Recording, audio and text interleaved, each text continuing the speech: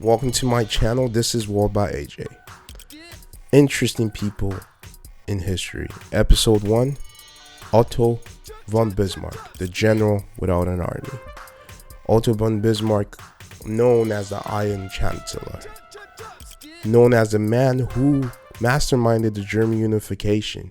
Otto von Bismarck was witty, smart, and good at diplomacy. Otto von Bismarck was able to maintain peace in Europe through diplomacy and avoid major war for about 20 years through his system of politicking called realpolitik. What made Bismarck so stand out wasn't his might in battle, but it was his politicking style of diplomacy. He was charming, witty, tenacious, sometimes spiteful. He started the First Reich. Now, let's backtrack a little. How was this man, this general, able to do all this without... How was he even a general in the first battle? Bismarck was born in Schönhausen to a noble family in 1815.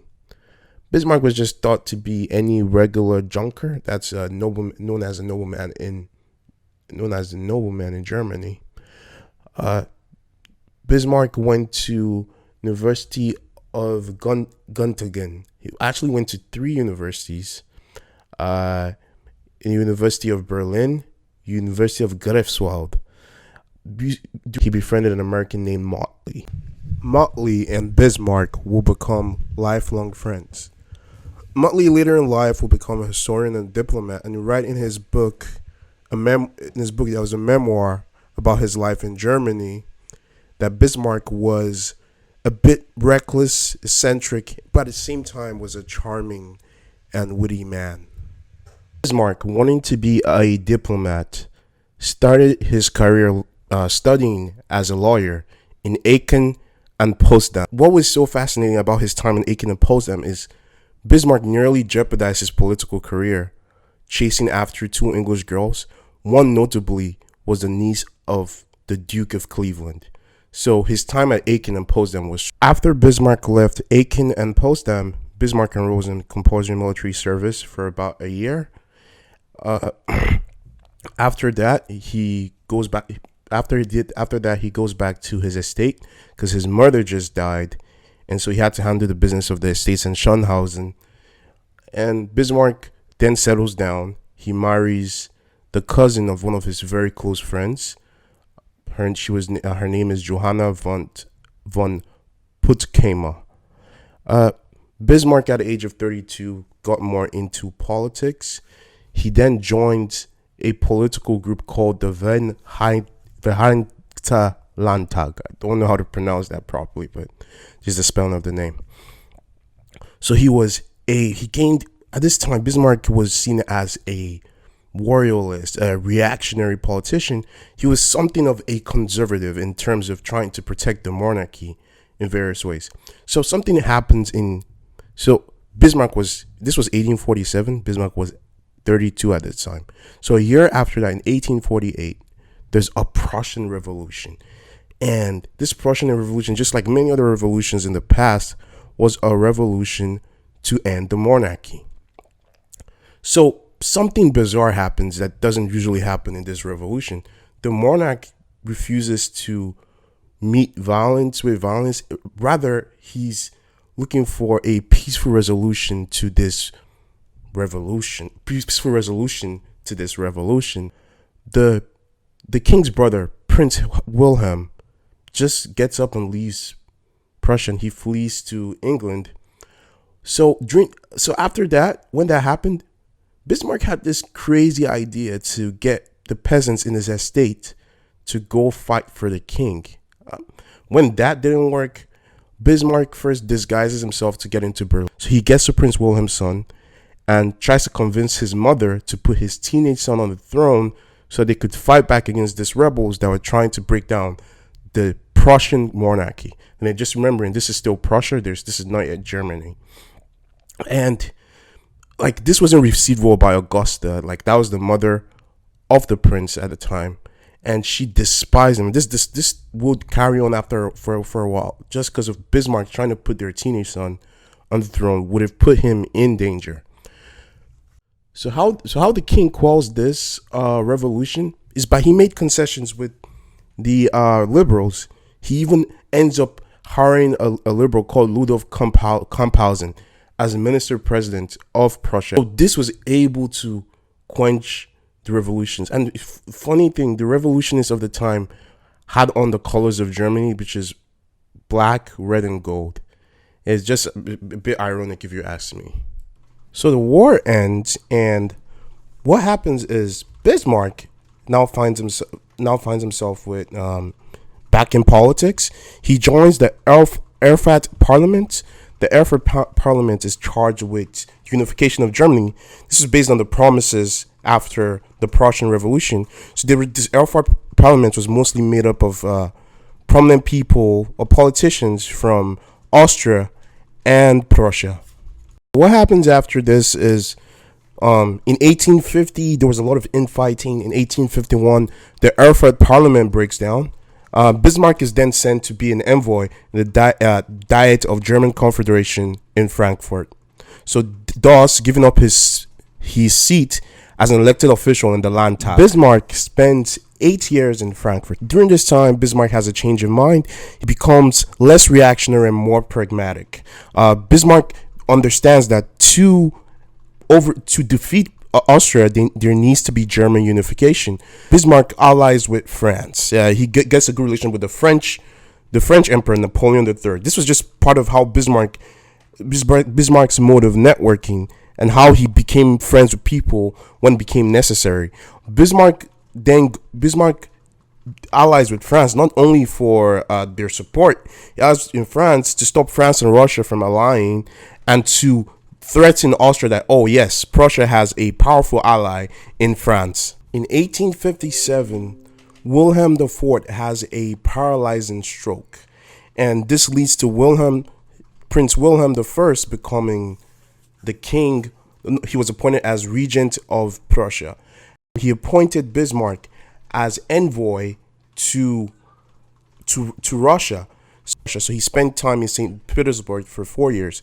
During that time, he succeeded in advising the king to take strong military positions against Austria. And this was around 1859, after the Italian War, which Austria made some losses to the French during the Italian War.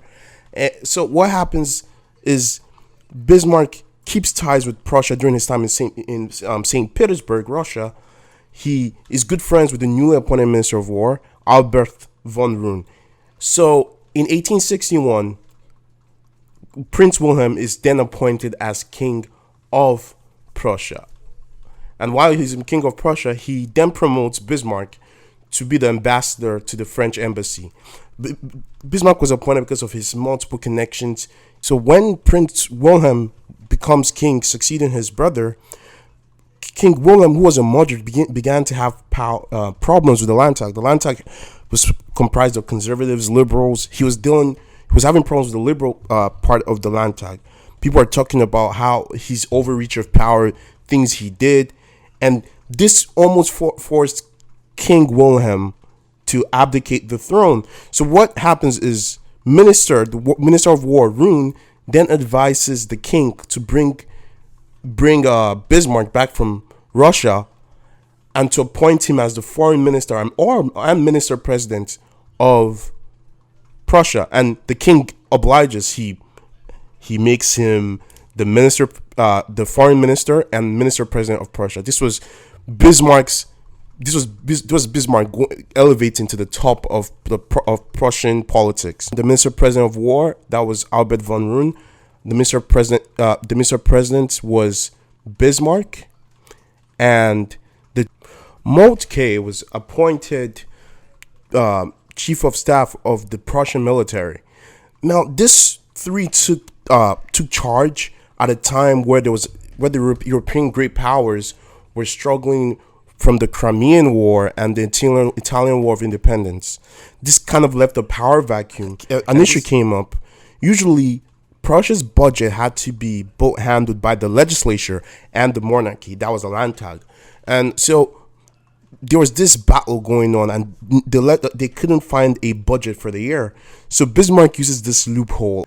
Since there's a stalemate, we can use the budget from last year, so we could carry on affairs in the government. This was unusual. Bismarck, in a way, was strong arming the legislature of Prussia, and Bismarck was just getting more and more powerful. And the king was like the king initially wasn't on board with letting Bismarck handle affairs when it came to handling the budget for Prussia.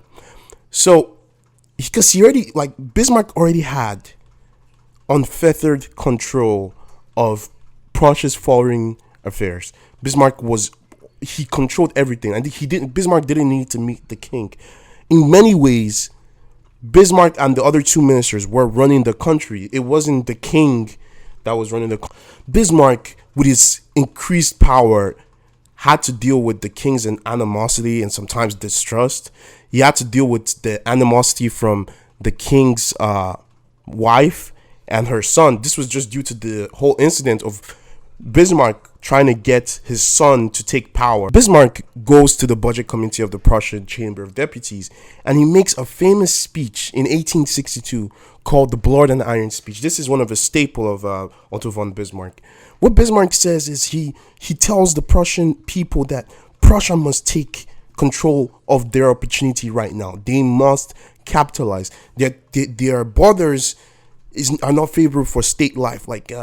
They're prone to invasion and everything. They should take control, and they should not make the mistakes that they made in the past that led to the dissolution of the German unification. They said, by iron and blood, we must be powerful. It just showed Bismarck's devotion to Prussia as a whole. Bismarck was Prussia before Germany. Bismarck was Prussia first.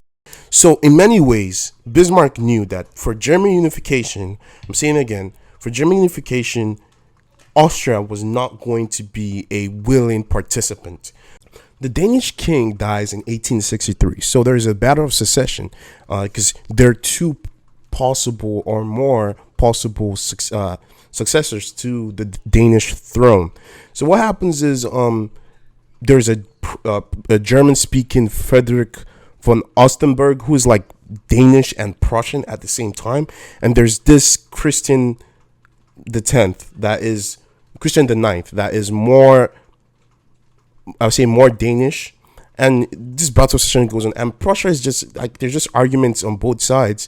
Christian the 9th kind of emerges as the leader of Denmark, and he wants to do something that other Danish leaders hadn't done before. He wanted to completely annex the Schleswig and Holstein areas around the Danish kingdom.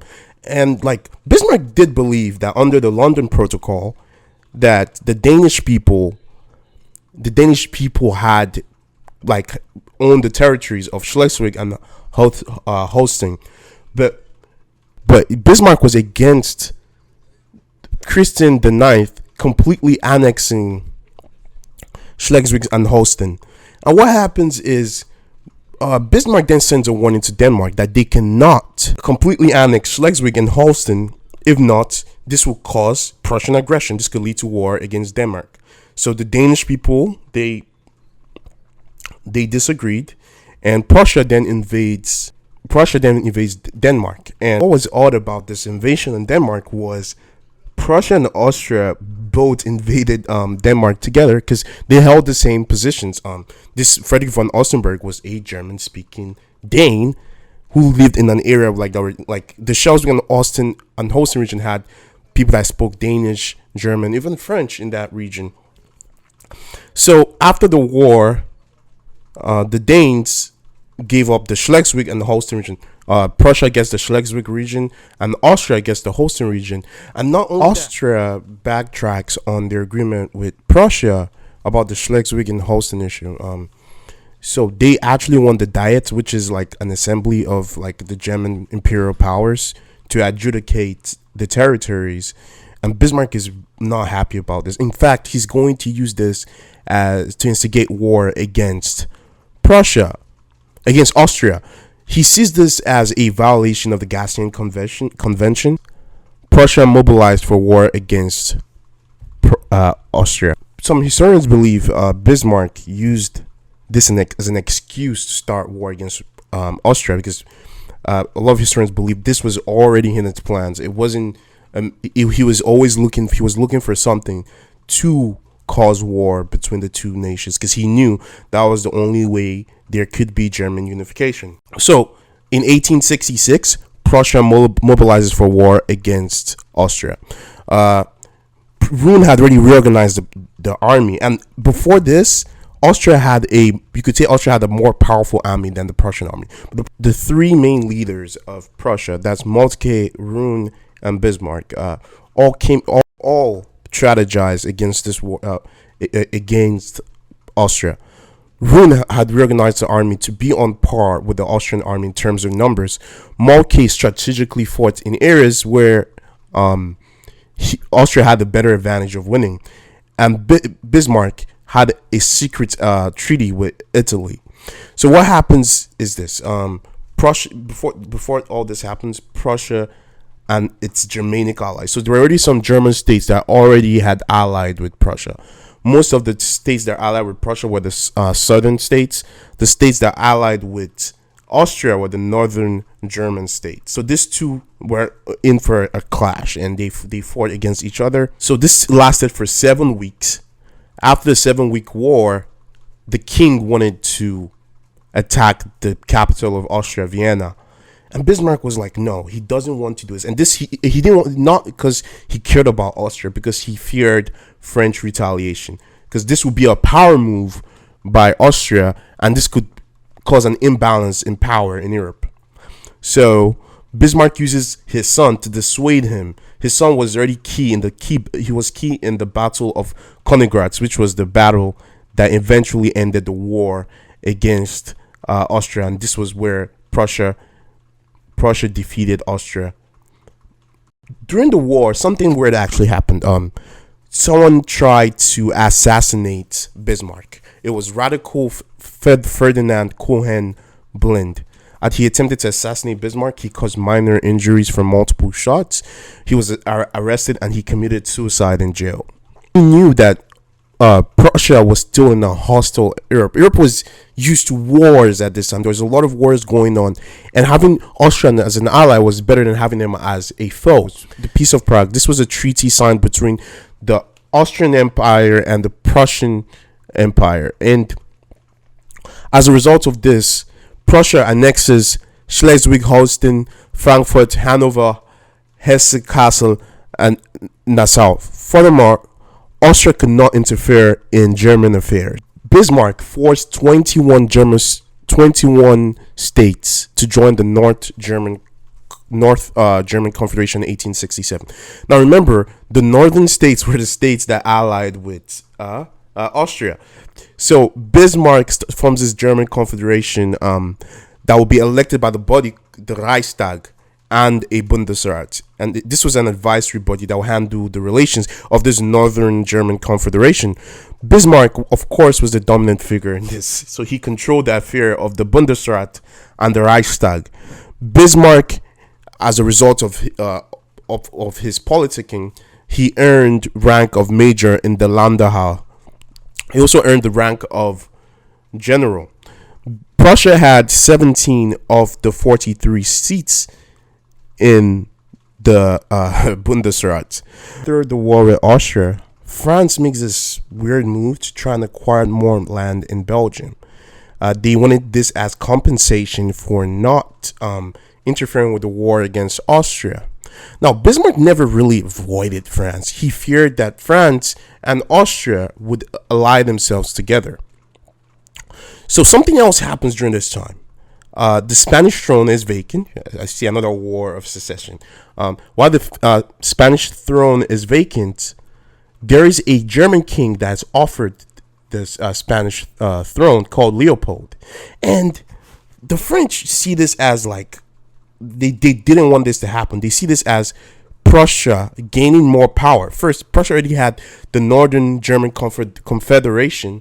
They held talks with Prussia against any person within Leopold's line ever becoming a leader in Spain.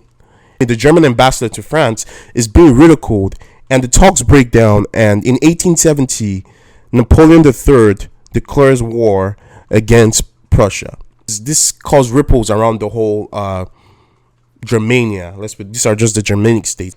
People see France as an aggressor, and this is kind of a calling card to other Germanic states, as in a call to unity.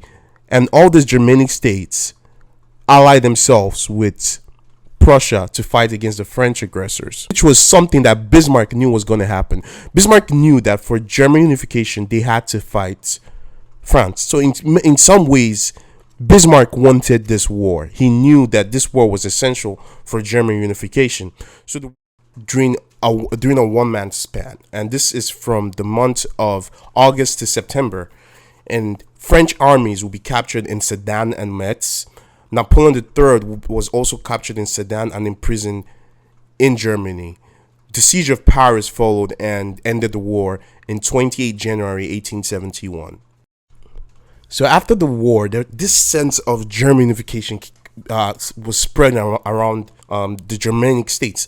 They just defeated one of the powerhouses of Europe. France was this was a big win for Prussia, and this was a big win for the Germanic states. So Bismarck knew this was the time, and the sentiment overwhelmed the opposition. Everybody wanted to be part of the of this united Germany. King Wilhelm was named emperor of this Germany, and the French seceded territories to Germany. Bismarck gained full control of the Bundesrat. Bismarck achieved the rank of prince, then appointed the first chancellor. Bismarck was the first chancellor of Germany.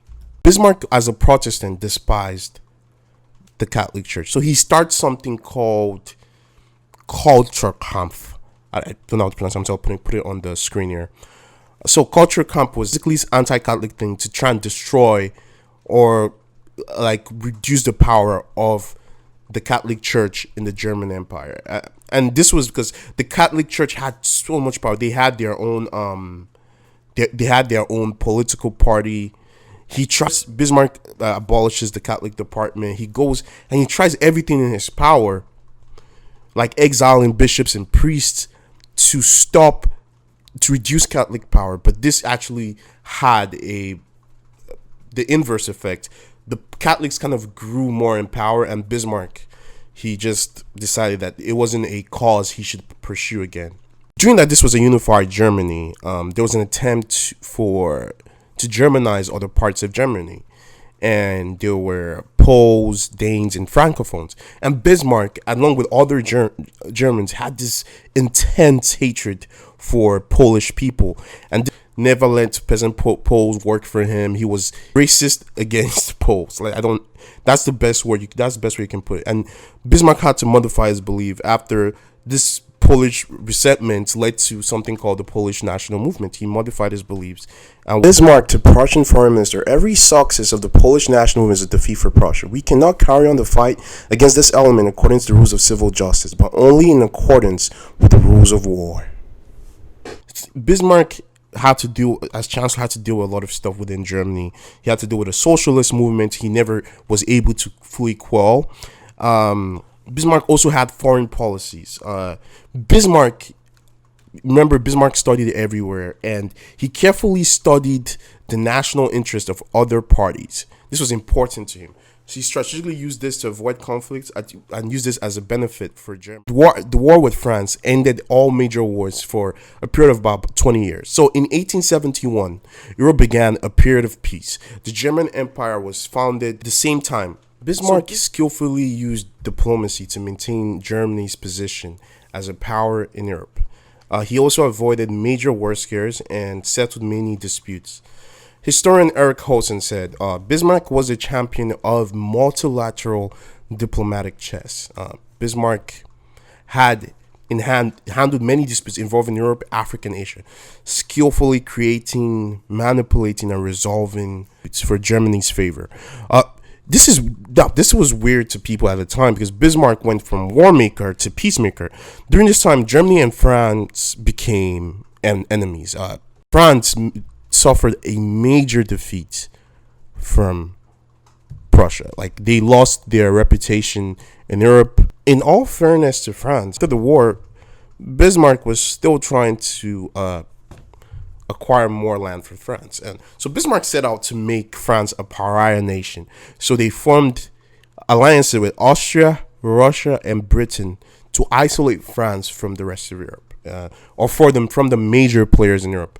Bismarck even helped institute the League of Three Emperors, and using the leaders in Berlin, Vienna, and St. Petersburg. So that's Germany, Austria, and Russia. And this was just a way to scare and stop any French retaliation or French aggression towards the rest of Germany. Bismarck was still good friends with Moltke. Moltke was the chief of staff of the Prussian military. He had also risen in rank to the field marshal. This was a model of professionalism. The army was always ready, even though Prussia didn't want any war with anyone. Prussia avoids any kind of naval controversies because the British were renowned for their naval prowess, from the war against Napoleon Bonaparte and all. They're this country as their moderators. There's a war that's fine, the Russo-Turkish War, and after the Russians defeat the Turks, Bismarck handles these treaties and everything. So Bismarck became this champion of peace for Europe, and even after the League of Three Emperors ended, Bismarck sets about to form new alliances in Europe. Bismarck was no benevolent man. Bismarck was manipulating the politics of France. He set about to hamper in their politics, even went as far as getting other leaders in Italy and Spain and Belgium to elect anti-Republicans to government. Bismarck was taking no chances. He knew that he had a natural enemy in France and wasn't going to let them gain any sort of power in Europe. He had a good relationship with the Italians. So during the Austro-Prussian War, Italy was able to annex La Mestia, and during the Franco-Prussian War, the French army took their army out of the Papal States and Rome, and this in a way led to Italian unification. Now, Bismarck didn't hold the same sentiment as the Italians held for him. Bismarck had a natural dislike for Italians. He did not like Italian people, just like he didn't like Polish people. Dissolve. Bismarck sets about alliances, the dual alliance with Austria and Hungary, the triple alliance with Austria, Hungary, and Italy, then the Mediterranean agreement with Britain. Bismarck rarely opposed colonial acquisition, and this was during the time of something called the Scramble for Africa. And initially, Bismarck did not want to participate in this rush for Africa. So that other countries were getting power, economic power, because of the resources they were able to get from their colonies in Africa. Germany then goes and they join the Scramble of Africa. So Germany acquires New Guinea, they acquire Togoland, now Togo and Ghana, acquire German Cameroon, now territories of Cameroon and modern-day Nigeria. They acquire German East Africa, Rwanda, Burundi, and Tanzania. In 1888, there was a Bulgarian crisis that involved Balkans, and this was one of Bismarck's defining moments as a champion of peace in Europe. Bismarck did not want this war or this dispute to happen because there were too many powers. They're just, you know how there are multiple alliances in Europe, and like there were too many players on both sides that could be involved in this war. The Bulgarian crisis could have brought Italy, France, Austria, and so many others into this war, and it could, like, literally could have been World War I. This, I believe, was one of his defining moments for peace. He did not want Europe to plunge into an era of war again, and a lot of historians believe he was successful in maintaining peace in Europe during that period. Back in 1872, there was this aspiring ambassador to France called Harry von Adam. And Harry von Adam had aspirations to be the Chancellor. So he wanted to take Bismarck's place. So he stole documents to accuse Bismarck of corruption. But the tables were actually turned on him. He got convicted and was exiled, and he died. Bismarck had successful legislature. Like, Bismarck did things like pensions, and this was new during the time. He had pensions for old age and disability, the law of 1889, accident insurance law of 1884, sickness insurance law of 1883. He did this to help Germany move towards the conservative party. In 1888, Kaiser Wilhelm died. So the emperor of Germany, called Kaiser Wilhelm, died, and his son Frederick III takes over, but he dies 99 days later. So Wilhelm II becomes emperor. That's the son of Frederick III, and he wasn't necessarily a fan of Bismarck. He wanted Germany to expand its territories.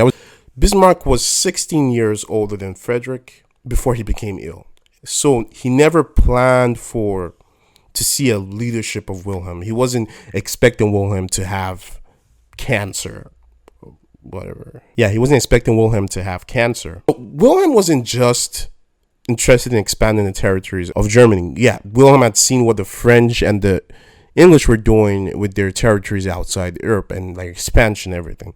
Wilhelm was interested in like social issues. He was interested in things that were happening. He wanted to be a more involved emperor compared to his predecessors. And Wilhelm was so surprised to see Bismarck's stranglehold on basically all of German affairs. Bismarck was basically the leader of Germany. He didn't have the overreaching power of an emperor, but he was the most powerful man, and he wasn't answering to anyone. He did things and he told the emperor. And the emperors enjoyed the successes of Bismarck. So this young king or young emperor comes in and wants to take Bismarck's power. He wants to say, oh yeah, no, Bismarck, you can't do this. We can have a discussion about this. Bismarck wasn't used to being questioned. Bismarck was prideful, and Bismarck was so prideful that one day he blurted out a plan to kill off the socialist movement by instigating a violent clash between both of them. I mean, and this is Bismarck. He certainly could do this if he wanted to. So Bismarck was angry about what he felt the emperor was doing by overstepping, and he was mocking the monarch. And like Wilhelm was furious. Wilhelm was getting annoyed that this chancellor is mocking me, because whether Bismarck liked it or not, the most powerful man in Germany was still the emperor, and the emperor could flex his power whenever he wanted to. So Bismarck asked for his resignation. So Bismarck resigned as chancellor at the age of 75. He was succeeded by Leo von Kapperi. He received ranks and promotion, all the fancy stuff, as like he was still a hero of Germany. He got the ranks of Colonel General with dignity of Field Marshal. He was given the title Duke of Lamberg. Germany usually didn't appoint any new Field Marshals during the peacetime. The only Field Marshal at the time was Moltke. So Bismarck, during his memoirs, he mocked the king. He was constantly attacking the king. And Bismarck will later die due to a health issue in 1898. So Bismarck was a successful man. Even if you go to Germany today, you see statues of Bismarck. Bismarck was a champion of German unification. Bismarck couldn't foresee the events that happened, like the Nazi Germany, the separation of Germany, West and East Germany, the Berlin Wall. Bismarck was a champion of diplomacy, of peace during his time. Now, Bismarck was by no means an unflawed individual.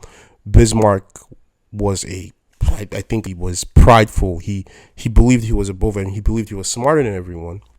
But Bismarck did what was best for Prussia.